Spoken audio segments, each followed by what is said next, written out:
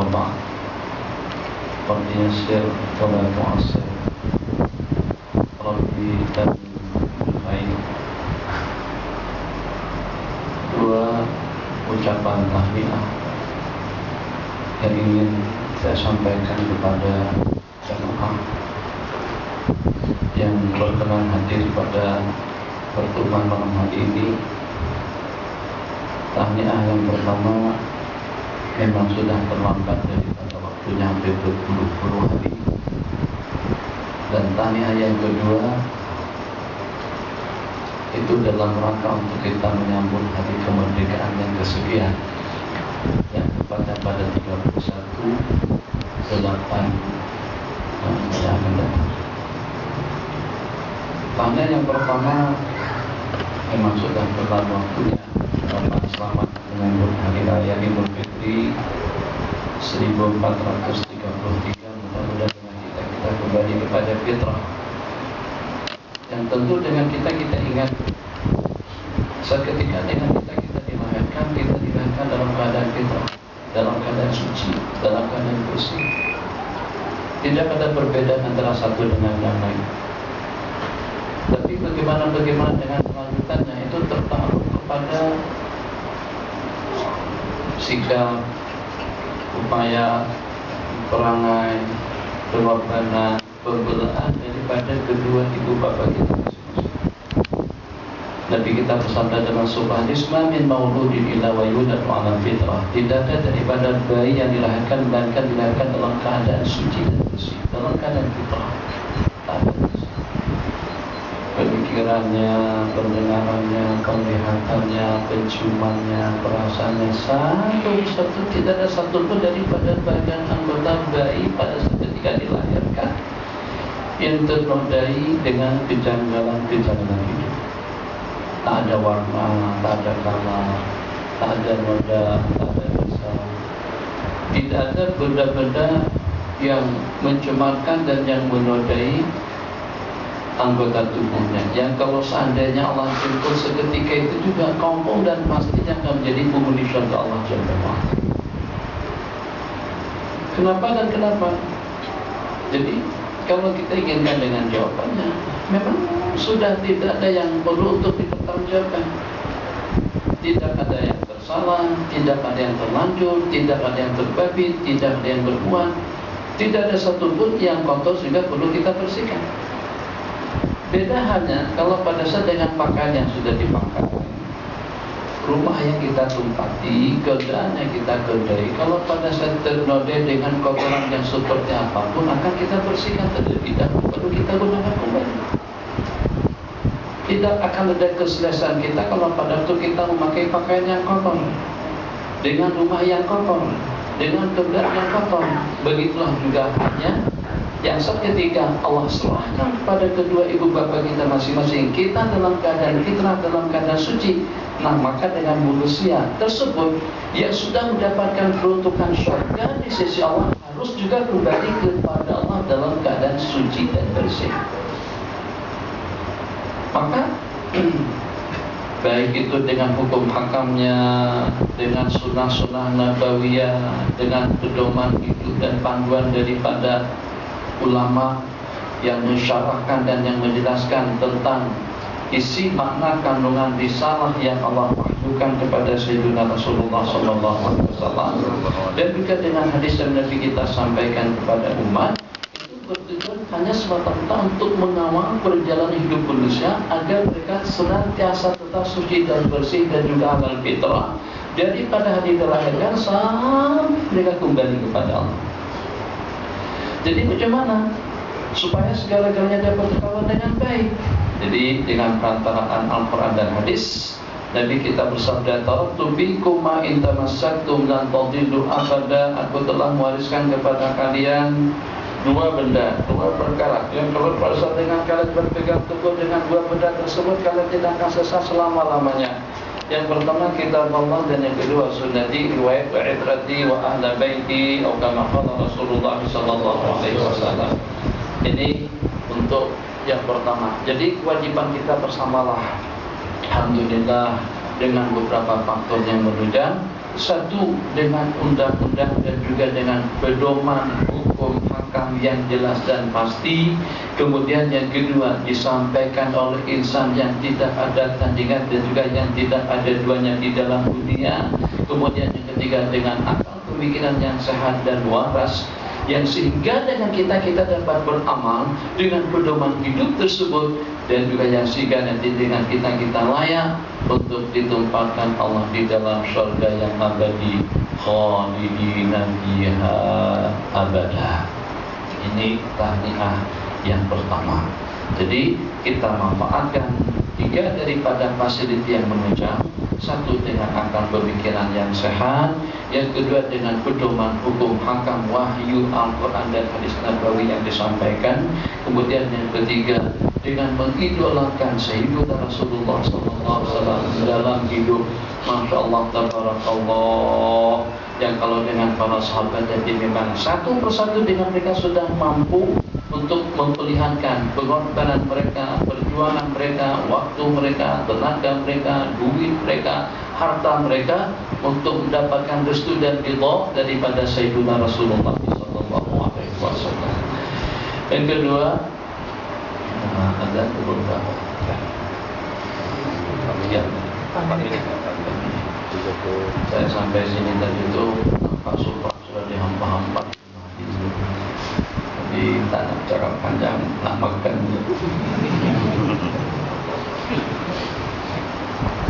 Tinggal diletakkan tulang bulunya saja lagi. Supra hamparan makanan itu sudah terhampar, sekarang dibuka itu susu di dalam, di luar, di samping, menyamping. Tinggal diletakkan nasi dengan lauknya saja. Jadi insyaAllah kita tak nak cakap panjang. Saya hanya ingin menyampaikan satu salam daripada korban di Mesir. Jadi assalamualaikum daripada korban kita, sahabat-sahabat kita yang pada malam 27 Senin malam Selasa atau Senin malam itu memang ramai. Jadi dataran itu memang boleh dikatakan dihadiri oleh mahasiswa dan mahasiswi daripada segenap furo, daripada segenap wilayah Mesir. Jadi ribuan ke atas lah jumlah bilangan yang hadir pada malam hari itu. Dan pada malam hari tadi itu pun malam hari tadi malam saya berangkat. Jadi karena saya khatamkan 2 buah kitab yang sudah lama kita tuh khatam. Jadi cuma karena harus khatam juga pada kali pertemuan yang ini.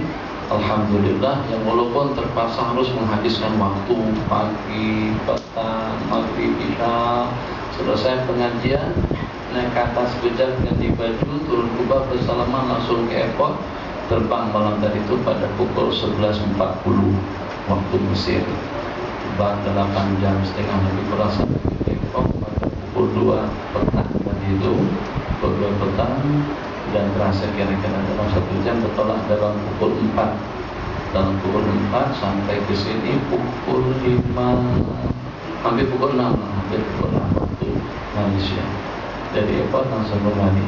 Tadi naik ke atas akan wudhu ganti baju, langsung turun ke sini. Jadi mudah-mudahan pertemuan yang kita adakan pada malam hari ini pertemuan yang dilihat dan yang diridhai oleh Allah Jalla wa'ala. Mungkin jemputannya pun juga secara mendadak. Saya pun juga memberitahukan kepada Mang Hanif, dan Mang Hanif mungkin sambungkan kepada Zindul. Ini hanya dalam 3-4 hari yang lalu kan, tidak dirancang sebelumnya bahwa kita akan melakukan majlis pertemuan pada malam hari ini. Jadi mungkin yang kedua itu yang ingin anda pastikan. Tahniah yang kedua, ucapan selamat menyambut hari raya dan selamat untuk memangkah dan memilih calon-calon kerajaan yang akan datang. Jadi ini tanggung jawab semuanya nih. Yang pertama, 2 hal yang perlu kita sentuh dalam rangka kita menyambut hari kemerdekaan. Yang rupa-rupanya entah mungkin disebabkan karena fitrah kemanusiaan tadi itu sudah lusuh, tanpa dia biarkan saja dia cicit tetap kita tangguhkan sekejap.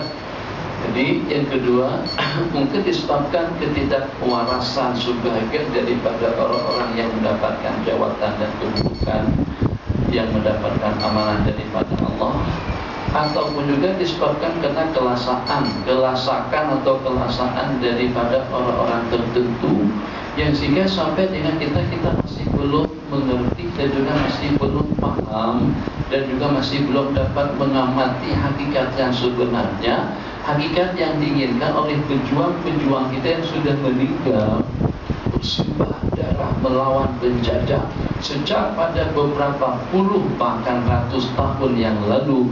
Apa agak-agak keinginan yang mereka inginkan dengan kita sebagai generasi penerus yang menikmati kemerdekaan setelah kita merdeka. Jadi ini kesalahpahaman.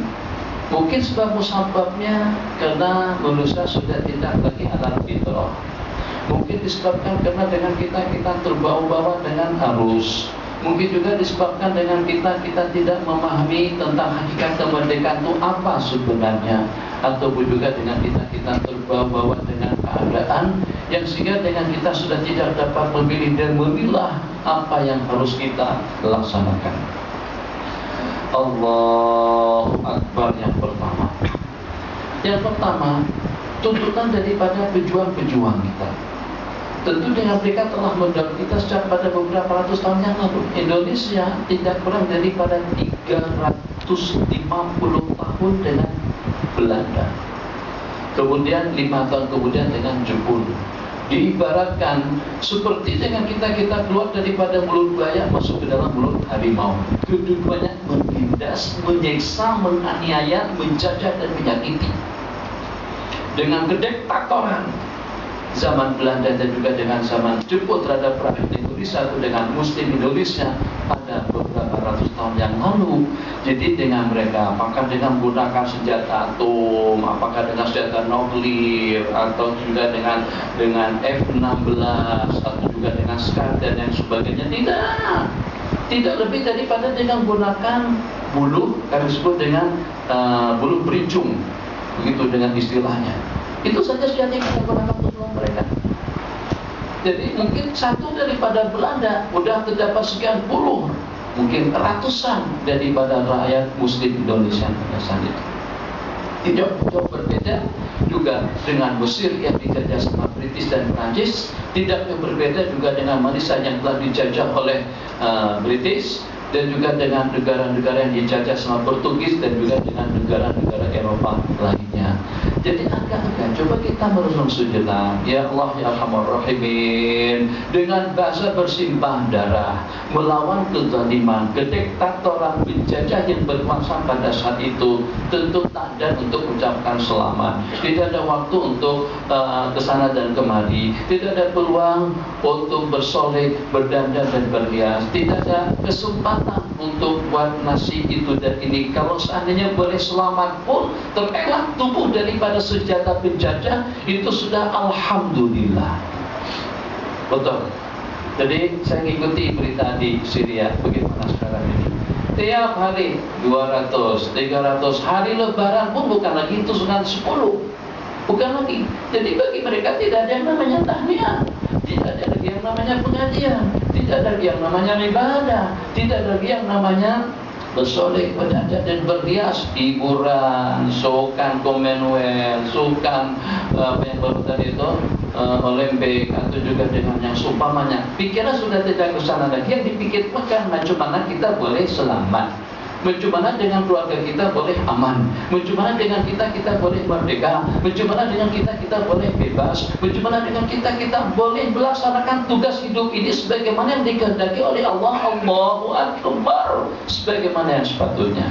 Itu sudah tidak terpikirkan benda-benda yang semacam itu. Kenapa? Sebab mereka berada di bawah pemerintahan yang diktator yang menjajah kekuasaan mereka, negara mereka, kekayaan mereka, hasil mereka. Itu bukan dalam 2, 3, 4, 5, 6 hari, tapi dalam jangka ratusan tahun.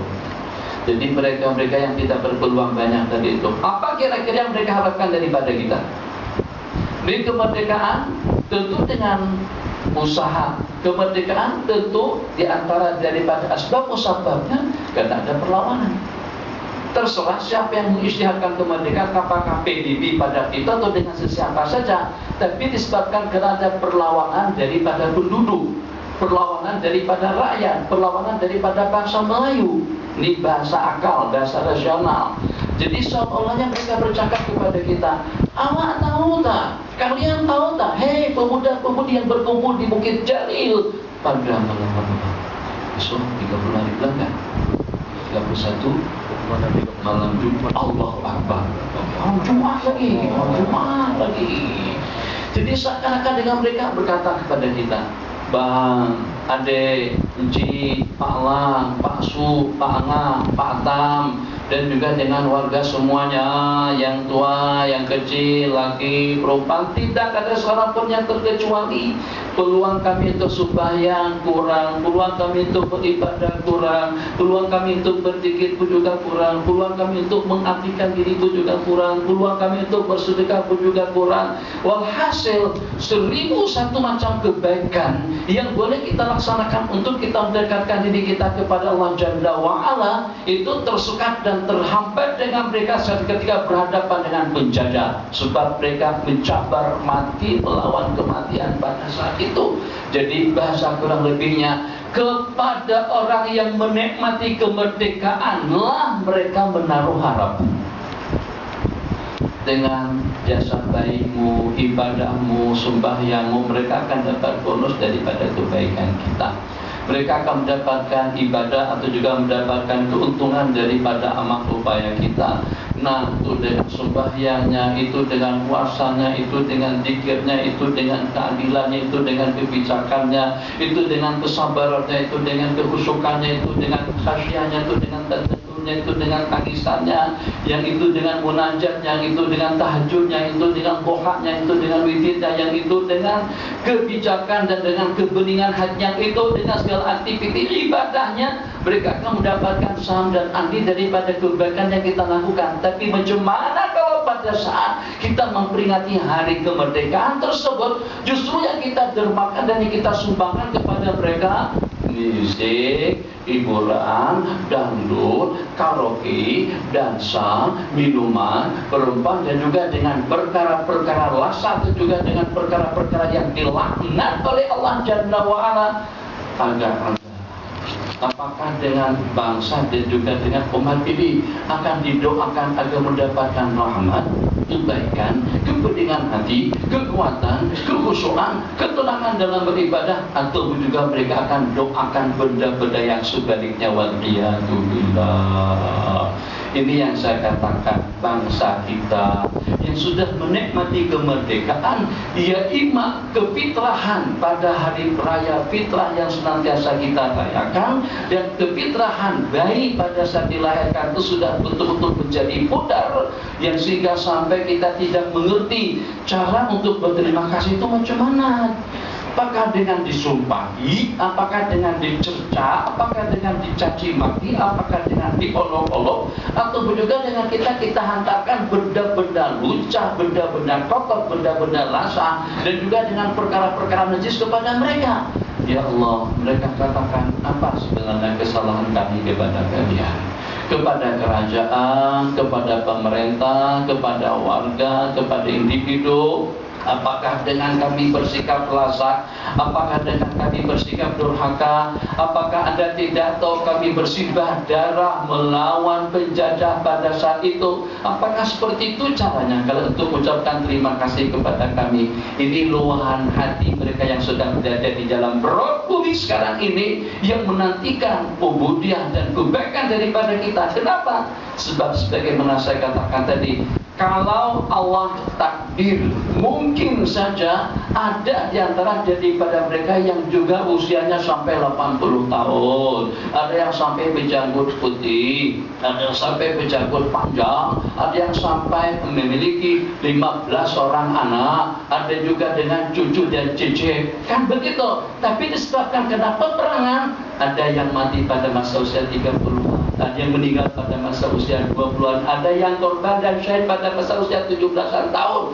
Jangankan dengan anak dan jeje, kawin saja belum. Jangankan kawin, bertunangan pun tidak sempat. Tak ada pikiran untuk bertunangan. Nak melamar siapa satu, nak kawin dengan siapa, nak bangun rumah di mana, apakah di Subang, di mana, Misteri, apakah beli rumah di Bukit Jeluntung, apakah di OSG, apakah di Bangi, apakah di Alun Mengkudu, apakah di Bacok, apakah di Pasir Mas, Pasir Tombo, Pasir Hedop, Pasir Mati. Tak ada benda-benda semacam itu dalam kepala. Dalam kepala mereka macam mana supaya dengan peluru yang menjurus kepada kepala dan tubuh dan jantung mereka itu boleh terelak. Kan banyak cerita-cerita ajaib seperti itu. Ditembak sama Belanda, ternyata dengan pelurunya tidak sampai. Ditembak sama Belanda, tapi ternyata boleh terelak daripada peluru. Itu banyak kejadian-kejadian yang semacam itu dengan karamah dan juga dengan anugerah dan pemeliharaan daripada Allah. Tapi macam mana pun yang terpikirkan dalam kepala mereka strategi perang, macam mana mengelak dan selamat, dan macam mana kita boleh mendapatkan kemenangan. Kita sudah pernah melihat film-film perang itu seperti apa keadaannya. Ada orang pada waktu berperang, Allah berperang terus berkenduri kawin. Happy birthday to you. Ya dah, terus kemudian pindah lagi daripada kasidah kepada kasidah. Dadadang, dadadang, dadadang, dadadang, dadadang. Ya danana, ya hanana, ya hanana, ya hanana, ya hanana, zaharatina mu'ayyan bituhurin Nabi Ahmad. Ada kira-kira pernah tengok dalam film-film perang, baik pada waktu kita berhadapan dengan British, pada waktu kita melawan Belanda. Adakah kehidupan masyarakat kita yang relax dan santai pada saat itu, atau juga menikmati, Masya Allah, tabarakallah, daripada Tumyam kepada warung Padang, kepada Jakarta restoran, kepada Sumatera restoran, kepada makanan kampung, pada selera manjang, atau juga dengan selera bakso, atau dengan makanan seperti itu? Tak ada. Jadi makanannya mereka tidak dapat menikmati, pakaiannya mereka tidak dapat menikmati, kehidupannya mereka tidak dapat menikmati, kenyamanannya mereka tidak dapat menikmati. Apakah dengan audisi mereka pada saat itu, apakah dengan pesta dengan Camry, atau juga dengan Porsche, atau dengan Arza, atau dengan Isura, atau dengan tak ada sama sekali, tak ada. Tidak punya kesempatan dan peluang untuk menikmati jenis-jenis kendaraan, pakaian, makanan, tempat tinggal yang kita nikmati sekarang ini. Oke, kalau macam itu nasib kami, paling tidak dengan kalian jangan sekali-kali membalas kebaikan kami dengan maksiat, membalas kebaikan kami dengan dangdut, membalas kebaikan kami dengan disco, membalas kebaikan kami dengan arak, atau juga dengan dansa. Apa untungnya mereka yang sudah menjadi ahli kubur dengan tari-tarian, Masya Allah, tabarakallah. Karena waktunya berbeda, Indonesia pada 17 Agustus, Malaysia pada 31, maka berpeluang untuk kita saling mengongsikan penyanyi-penyanyi dan juga dengan artis-artis dan juga dengan pelakon yang pada 17 tadi itu kunjungan daripada Ibunda Siti Nurhaliza ke Jakarta untuk ikut sekali merayakan hari kemerdekaan dengan bangsa Indonesia dengan negara jiran. Begitu juga dengan Zen, dengan Mamuk, dengan siapa-siapa sajalah nama-nama penyanyi-penyanyi terkenal yang populer di Malaysia. Begitu juga sebaliknya, saat ketika nanti besok malam Jumat akan datang Krisdayanti, Miss Idayu, siapa-siapa juga yang terkenal daripada Indonesia. Mungkin juga dengan artis-artis lama, Bos Mulyadi, Supan Sopian, Roma Irama. Innalillahi wa inna ilaihi raji'un. Itu realiti yang berlaku. Jadi yang pertama, cobalah dengan kita bersikap secara fitrah, bersikap secara bijak, berbicara secara rasional, berpandang hidup secara baik yang mereka harapkan daripada kita. Karena kami tidak berpeluang banyak untuk mengubudiyahkan diri kepada Allah Jalla wa'ala, yang kesempatan tersebut telah kami persembahkan dan telah kami berikan kepada kalian. Kalian dapat menikmati kenikmatan hidup dengan umur yang panjang. Makan apa sih? kambing, nasi ambang, jangan ambang kan? Itu kayaknya. Nasi ambang tuh dulu di SJ di ekspor ke sini, diekspor ke Masya Allah, tabarakallah. Nasi ambang, nasi amang, mana orang kita kalau tahu nasi ambang, tak tahu nasi amang pun juga tak tahu, tak pernah tahu cerita nasi kerabu itu baru aja setelah kemerdekaan. Jadi mereka tolong Cokro Aminoto, Imam Bonjol, Samsudin Nur, siapa nama pejuang yang melawan Belanda di Indonesia, yang sehingga kami dapat meraih kemerdekaan pada tahun 45. Tolong kawan-kawan dan sahabat semuanya, bukan dengan kelicikanmu, bukan dengan kemaksiatanmu, bukan juga dengan hiburanmu, bukan juga dengan kebongkaranmu yang kami nantikan. Sebab karena kami berpeluang sedikit, maka kami berharap, kami menginginkan kongsian ibadah yang kalian laksanakan yang nanti dengan kami juga akan mendapatkan andil. Sebab kami yang berupaya untuk merebut kemerdekaan daripada penjajah. Kita tadi agak-agak bagaimana kalau pada saat dengan putra-putri kita biayai, kita belah, kita belikan segala keperluan, Masya Allah, tabarakallah. Mau tak kira-kira dengan kita kalau cara mereka, gaya mereka untuk membalas jasa baik kita selepas kita mati, setelah rumah kita ditempati, kendaraan kita dikendarai, duit kita diwaris, kekayaan kita digunakan, peninggalan kita dimanfaatkan. Agak-agak siapa yang mau kalau ternyata dengan yang dilakukan untuk kita setelah kita mati itu dengan dangdut dan juga dengan karaoke kita juga dengan hiburannya. Gimana kita tidak melaknatkan? Akhirnya bukan orang lain lagi yang melaknat putra putri, justru daripada mak ayah dia di dalam kubur, yang akhirnya anak sudah lupa daratan mabuk yang tidak tahu matlamat dan target hidup itu untuk apa. Jadi itu bahasa nasional untuk menyambut hari kemerdekaan. Tidak juga dengan kita Masyaallah tabarakallah pada malam hari kemerdekaan kita berjasa, berzikir, tasbih, pada apa segala macam. Nah, kita tidak mengatakan semacam itu. Ya, kalau kita nak berhibur pun dengan jenis-jenis hiburan yang dibolehkan oleh Allah Jalla wa'ala. Tapi jangan lupa untuk kita menghadiahkan Fatihah, untuk kita menghadiahkan bacaan, untuk kita menghadiahkan Yasin, untuk kita menghadiahkan ibadah kita kepada mereka-mereka yang tidak berpeluang banyak untuk mengubudiahkan diri kepada Allah, karena waktu, tenaga, pikiran, umur mereka terhabiskan hanya untuk membebaskan negara ini daripada penjajah. 1, 2. Betulkah masyarakat kita sudah merdeka? Jadi kalau memang kita katakan kita sudah merdeka, merdeka artinya bebas, kebebasan, kata Roma Irama dalam satu lagunya. bang di perjuangan, mungkin keuangan atau perjuangan, tak tahu kalau lagu siapa, sudah lupa. Ada dulu masa zaman jahiliyah, ingat lagu-lagu. Kan di Mekah, kan kita di Mekah tuh ketandusan hiburan, tandus rumah, bangun subuh, mak ayah, keluarga suruh pergi ke masjid. Memang hidup sudah seperti itu. Kalau kita hidup beda dengan orang ramai, mesti jadi pelik. Kenapa? Karena rumah kita dekat masjid. Jadi pergi ke masjid itu seperti kita ke Bukit Jalil. Itu suatu perkara biasa. Jadi bukan lagi karena dorongan ilmu kah, atau juga panggilan rohani kah? Tidak. Kadang-kadang yang ulang-kali ke masjid itu karena sudah budayanya seperti itu. Nah, pergi kemana lagi? Memang ke masjid lagi hiburan kita. Nah, jalan-jalan kemana? Tepi pantai, tak ada pantai. Nah, ke Balikset, tak ada. Ke apa namanya kata tuh? Ke Kemeran Jalan, tak ada tempatnya. Yang ada apa? Jabanur. Siapa enak ke Jabanur? Panas, jauh, tinggi. Kalau terjatuh mati. Mana ada Langkawi?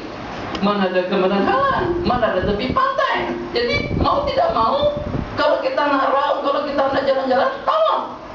Kalau kita nak berubah suasana dan keadaan, umrah, pergi ke Tanjung, pergi ke Jakarta, Bismillah, Allahu Akbar. Itu hiburan kita pada saat itu. Yang sehingga Seketika entah itu siapa yang punya kerja dan siapa yang membawa lagu-lagu Indonesia itu diserapkan dengan jemaah haji. Ada lagu mana saja yang terbaru daripada Roma Irama Jakarta, ibu kota Indonesia, itu langsung saja tersebar luas. Kenapa? Sebab kena ketandusan hiburan pada saat itu untuk bahasanya. Tadi taklah selasa yang dihayalkan, alhamdulillah masih dijaga lagi, alhamdulillah.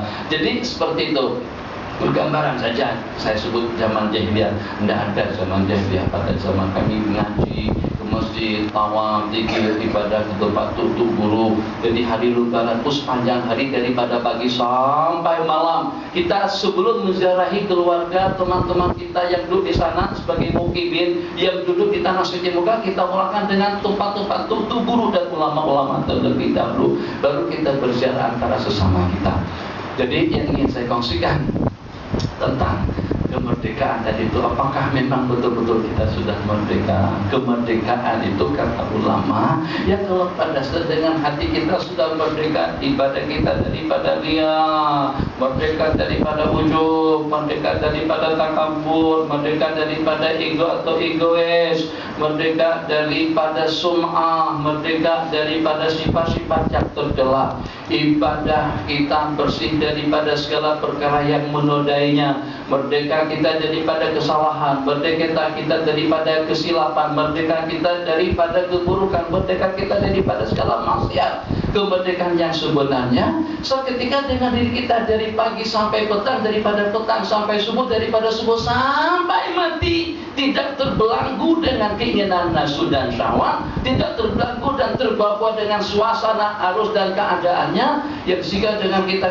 betul-betul berpijak di atas panduan ihdinas siratal mustaqim siratal ladzina an'amta 'alaihim ghairil maghdubi 'alaihim waladdallin. Nabi kita makan, Nabi kita minum, Nabi kita berpakan, Nabi kita berniaga, Nabi kita kawin, Nabi kita berperang, Nabi kita sebagai qadhi, Nabi kita sebagai imam, Nabi kita sebagai tuan guru. Tidak ada, saya sebut dengan bahasa di sana, tidak ada profesi atau profession siapapun yang ada di permukaan bumi ini, melainkan satu persatunya ada dengan baginda Nabi, bahkan lebih daripada mereka sebagai Nabi dan Rasul, yang sehingga semuanya sudah mendapatkan panduan dan bimbingan daripada beliau. Merdekakah kira-kira akidah kita daripada syirik? Merdekakah kira-kira keyakinan kita daripada kufriyat? Merdekakah kira-kira diri kita daripada kejanggalan dan juga daripada kemaksiatan?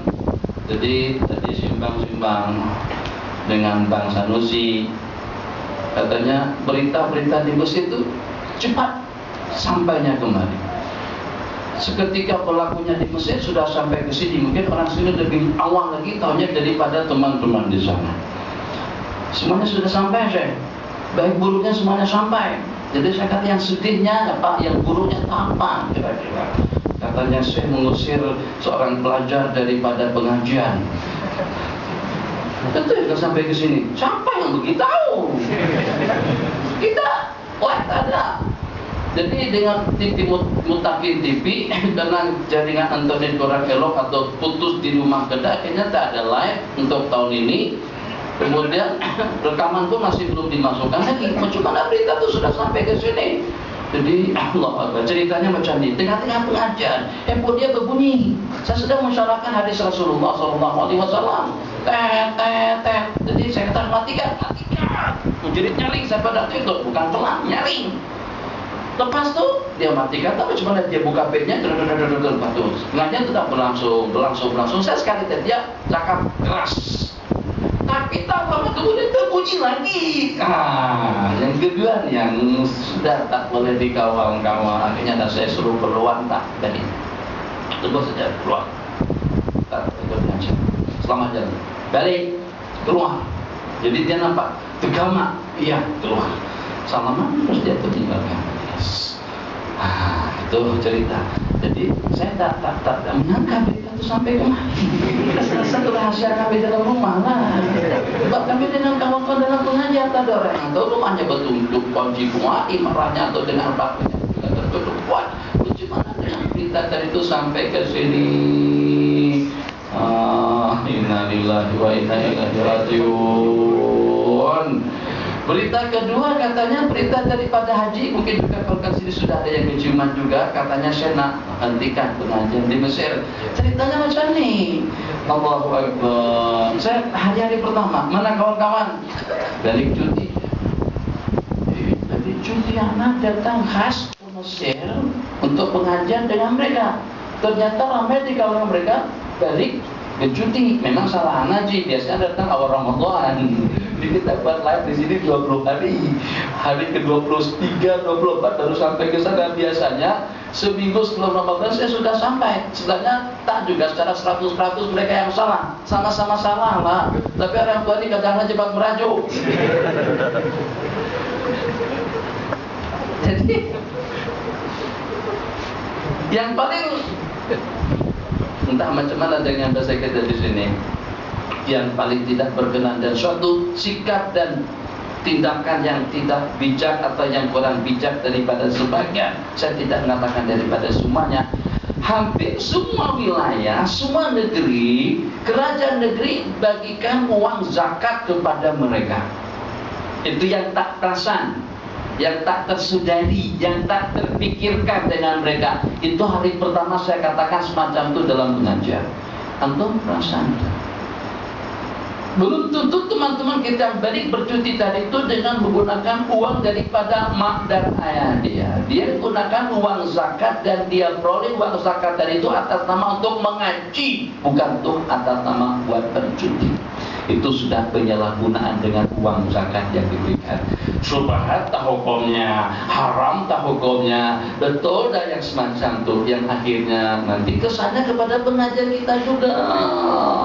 Yang sepatutnya 4 tahun jadi 8, yang sepatutnya 4 tahun menjadi 12. Tiap satu semester, tiap satu tingkat jadi 3 tahun. 3 kali 4 jadi 12. Allahu Akbar. Kenapa? Sebab dengan kita buat permohonan untuk mendapatkan zakat, untuk mendapatkan pinjaman daripada kerajaan. Apa alasannya? Mesti alasannya untuk studi di sana, untuk belajar, untuk mengaji. Kalau seandainya kerajaan tahu untuk dapat zakat tadi itu alasannya untuk bercuti, oh kata kerajaan ini banyak duit nih. Jadi tak akan semudah yang dikhayalkan untuk kita mendapatkan uang tersebut. Jadi saat ketika kita sudah tidak jujur dengan diri kita, duit yang sepatutnya untuk kita mengaji, kita gunakan untuk kita boleh take dan bercuti balik kampung. Itu sudah merupakan satu penyalahgunaan terhadap satu pemberian yang diberikan kepada kita. Jadi berpuncak daripada situ tuh anginnya anak pada malam hari itu. Jadi sebenarnya sambutan oke, banyak aja, bukan tak banyak, ramai aja. Tapi tidaklah seramai pada masa bulan Rabiul Awal yang lalu, sebab pelajar semuanya terkumpul di Mesir. Jadi mungkin hanya sebagian kecil saja. Mungkin kalau daripada 1000 itu hanya dalam 5-6 orang saja yang beli. Tapi kalau yang tadi itu pertama kena tiket murah, kemudian yang kedua mungkin baru dapat uang zakat, masya-Allah, akhirnya ramai yang balik. Itu ceritanya kenapa. Jadi keputusan itu belum muktamad. Tadi malam dirayu sama Syekh Ashraf. Kata Syekh Ashraf, "Nah Syekh, semangat itu masya Allah kawan-kawan. Dari muhafazat, maksudnya daripada pelosok-pelosok itu, daripada apa kita sebutnya wilayah lah, tanpa Skandaria, mana-mana berdatangan semuanya itu kumpul di dataran akhwatnya ramai, ikhwanya lebih ramai lagi. Yalah, kata Syekh Ashraf, memang itu menyeronokkan, tapi dalam waktu yang sama ada satu benda yang menyedihkan kami. Katanya Syekh buat wadah untuk buat pengajian terakhir dengan mereka-mereka. Jadi anak pun malam tadi itu buat alasan juga nak bela diri lah atas keputusan tadi itu. Saya kata tak juga keputusan muktamad memang keadaan lah seperti apa tadi, kemungkinan bersatu mungkin agak berat sedikit lah untuk patah tadi ke sana. Jadi dalam keadaan yang memang susah untuk ditolak lah, atau susah untuk dipertimbangkan.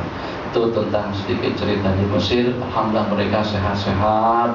Sekarang di Mesir panas sekali, masya Allah, tabarakallah, panas sungguh. Jadi kalau kita masuk kereta untuk sembahyang ke masjid, dari rumah ke masjid itu belum sempat menikmati sejuknya ekor, kita sudah sampai ke tempat yang dituju.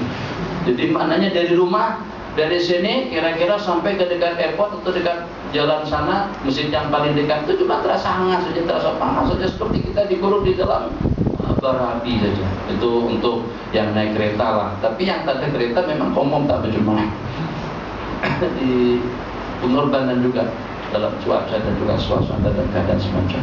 Kembali yang kedua, jadi mudah-mudahan kita dapat memahami makna daripada kemerdekaan. Kemerdekaan itulah kebebasan, artinya bebas kita daripada dosa, bebas kita daripada kesalahan, bebas kita daripada perkara-perkara yang dimurka oleh Allah. Pakaian kita, makanan kita, minuman kita, pergaulan kita, keluarga kita, hidup kita, dari waktu kita bangun sampai kembali tidur, daripada waktu kita dilahirkan sampai kembali kepada Allah, terbebaskan daripada segala yang mungkin akan membelenggu dan menghalang perjalanan kita untuk menuju Allah dan menuju surganya Allah nanti pada hari kiamat. Jadi kita tetap azan, apa yang malu, tak masalah. Azan pukul 9.10. Mana ada orang azan? Mana ada? Ada di sini. Tak ada tempat-tempat lain, tak kisah. Ada tuh Nabi kita kata, kalau seandainya kalau seandainya seseorang duduk di hutan dengan kambingnya, Nabi kita kata, kalau pada saat kamu di hutanmu dengan kambing belaanmu pun, pada saat waktu azan masuk, waktu sembahyang masuk, kumandangkan azan. Pesan Nabi kita kepada sahabat Nabi kita yang selalu senantiasa ada di dusun dan di kebun. Itu juga pada hari Nabi kita pesan kepada Bilal, balik leno dete daripada peperangan mencabar mati, alhamdulillah dapat kembali dengan aman dan selamat. Hari ini cuaca buruk sih, tapi tak tahu lah, mungkin kita sudah terlampau yakin barangkali, jadi tidak terlalu risau. Biasa takut, mesti kalau sudah dulu Allah saudara, subhanallah, dan hasbunallah, hasbunallah, tapi tengok pramugari santai, pramugara pun juga relek. Akhirnya kita terbawa suasana aman semacam itu. Kalau dulu kalau sudah begitu goncangan cuaca, kita sudah risau dan juga ketakutan. Tapi kita tahu kalau terhambat bukan ke bawah, terhambat bukan ke atas. Ini bukan kereta, bukan kapal laut, terhambat insya Allah. Itu sudah dapat dipastikan 1000%. Innalillahi wa inna ilaihi raji'un. Itu naik pesawat macam tu, bukan naik kapal laut. Naik kapal laut kalau karampung, kalau pecah pun masih ada peluang waktu untuk bernapas. Kita coba tengok kapal Titanic yang dalam film tu lah. Kan masih ada waktu tak belah kapal tadi itu, tapi masih kita boleh tengok laut, masih boleh menjerit, masih boleh berteriak, masih boleh cari kawan, cari anak, cari istri. Pesawat terhambat, mana ada benda-benda semacam itu, tak ada mengucapkan awal di mana. Itu permasalahan. Tapi alhamdulillah tadi itu terasa tenang. Jadi apa yang ingin saya sampaikan terakhir, peperangan tadi itu alhamdulillah berakhir dengan aman dan selamat. Jadi nanti kita berkata kepada para sahabat, mayyakhlaquna hadil laila, siapa yang jaga waktu malam hari. Oke. Semuanya senyap, jadi tak ada yang berani. Biasanya lebih kita kata siapa yang pergi, siapa yang berkenan untuk jadi tukang masak, siapa yang berkenan untuk menjaga tetamu, semuanya aku Romo sekali. Malam hari itu Nabi kita kata, siapa yang akan menjaga kita nanti untuk mengejutkan sembahyang subuh. Semuanya senyap. Ada seorang pun yang kata, aku semuanya senyap, semuanya letih, semuanya nak tidur, semuanya nak berehat, senyap semuanya.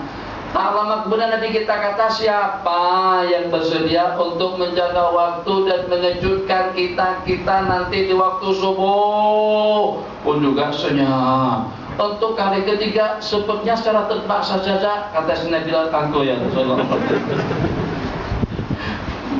kena kesian dengan baginda, Sayyidina Bilal mengatakan oke lah ya Rasulullah. Maka oke lah, Sayyidina Bilal pun sahabat Nabi kita tidur, semuanya tidur. Jadi dengan pendekar, pemanah, pemedang dan lain sebagainya, semuanya tidur nyenyak, nikmat betul. Sampai ungkapan kata-kata terakhir mereka setelah mereka terkejut, kami tidak pernah menikmati kenikmatan tidur sebagaimana tidur pada malam hari tadi itu. Tidur, Sayyidina Bilal bangkit sembahyang, Allahu Akbar, waradhdallin, rukuk, sujud, i'tidal, bayang lagi Allahu Akbar. Akhirnya Nabi kita kata setelah kejadian tadi itu, setan tiup-tiup mata Sayyidina Bilal, setan oles-oles mata, maka Sayyidina Bilal pun sudah mulai menguap dan mengantuk, yang pada akhirnya sudah tak mampu lagi untuk melawan mata dan keadaan. Tapi supaya jangan sampai telanjang jauh, supaya jangan sampai tak terkejut, maka dengan Sayyidina Bilal tengok suasana samping nyamping ke belakang, agak-agak di mana nanti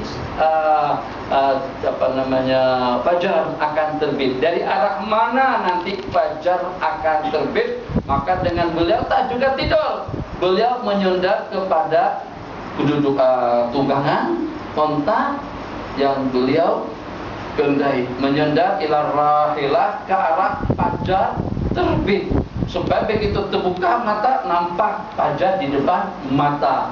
Jadi pada waktu itu Sayyidina Bilal pun tidur, alhamdulillah,